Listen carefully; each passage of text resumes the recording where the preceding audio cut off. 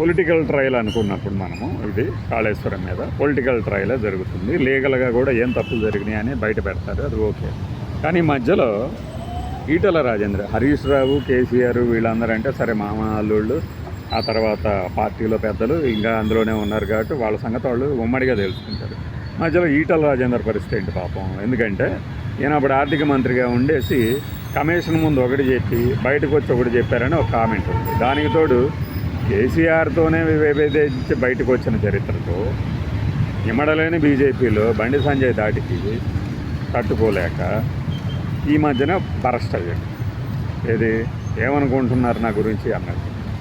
అలాంటప్పుడు ఇప్పుడు ఈ Kaleshwaram commission, PC Ghosh committee ఈయనను కూడా ఒక కల్ప్రిట్గా తెలుస్తుంది. వీళ్ళ వల్లే ఈ అనర్థం చోటు చేసుకుంది అని. మరి ఇప్పుడు ఆ పార్టీలో ఎవరికి టార్గెట్ అవుతాడు? Soft target. బీజేపీలో సాఫ్ట్ టార్గెట్ ఈజీగానే అవుతాడు కదా. సో ఈయన ఆశలు ఆ రకంగా కూడా నెరవేరనట్టు టీఆర్ఎస్ నుంచి బయటకు వచ్చి ఏం సాధిద్దాం అనుకుని ఆ పార్టీలో చేరాడు. ఆ పార్టీకి ఒక ప్రెసిడెంట్గా అవుదాం అనుకున్నారు, లేదంటే ఒక ఇంకా గొప్ప స్థాయికి ఎదగాలనుకున్న టైంలో ఈ నివేదిక తాలూకు ఫలితం అంటే వాళ్ళు చేసినటువంటి ఈ ఏమంటారు కల్ప్రిట్, వీళ్ళు బాధ్యులు, these are the responsible persons of Kaleshwaram or Medigadda ఈ ఇంత డిమాలిషన్ అవ్వటానికి కానీ దీనికి కానీ దానికి కానీ అని చెప్తున్నప్పుడు ఆ పార్టీలో ఈయన నెక్స్ట్ పొజిషన్ ఏంటి, ఎలా ఉండబోతుంది? అప్పుడెప్పుడో ఎన్నికలకు ముందే సొంత పార్టీ పెట్టుకుంటే బాగుండేదని ఆయన ఫీల్ అయ్యాడా? ఫీల్ అవుతూ ఉంటాడా? లేదు అంటే దీన్ని రాజకీయంగానే ఎదుర్కొంటాడా? లేదంటే పునరీకరణకి ఏదైనా పావులేమన్నా గదుపుతాడా?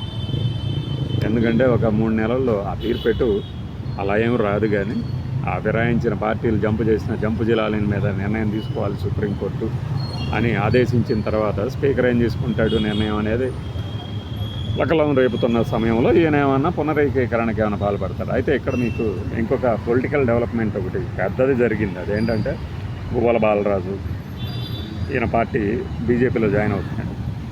ఈ గువ్వల బాలరాజు ఎవరంటే నేను నిన్న వెంకటేష్ దగ్గుబాటి రానాని కోర్టుకి పిలిపిస్తారా అన్న అప్పుడు ఒక విషయం చెప్పాను, నందకుమార్ అని.